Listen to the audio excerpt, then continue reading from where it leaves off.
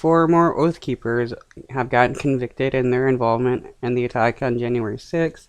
This wasn't for violence, but for obstruction an official proceeding. We've got breaking news out of Washington. Just as we were talking about this, four members of the Oath Keepers were convicted of conspiring to obstruct an official proceeding in connection with the January 6th attack on the Capitol. And the jury is still deliberating on even more related charges. NBC's Ryan Riley is following this trial. Ryan, what more can you tell us?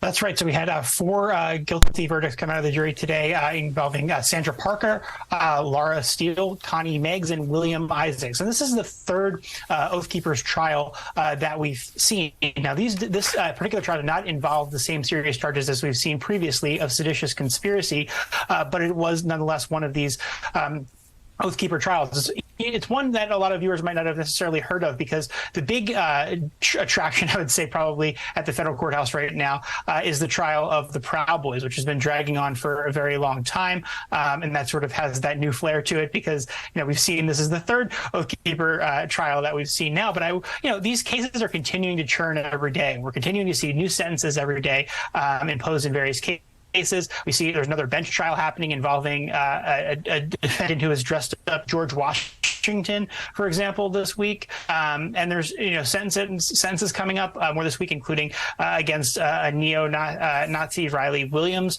who's going to be sentenced on Thursday and was charged in connection with the theft of Nancy Pelosi's laptop. So these cases are going to continue to churn, and they're going to go for a very long time because we have about 1,000 cases thus far, but DOJ has signaled that another 1,000 cases are in the pipeline.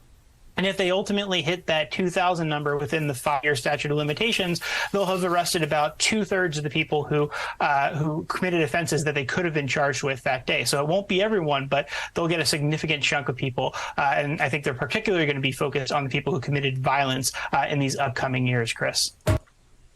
They should be charging every single person involved there with seditious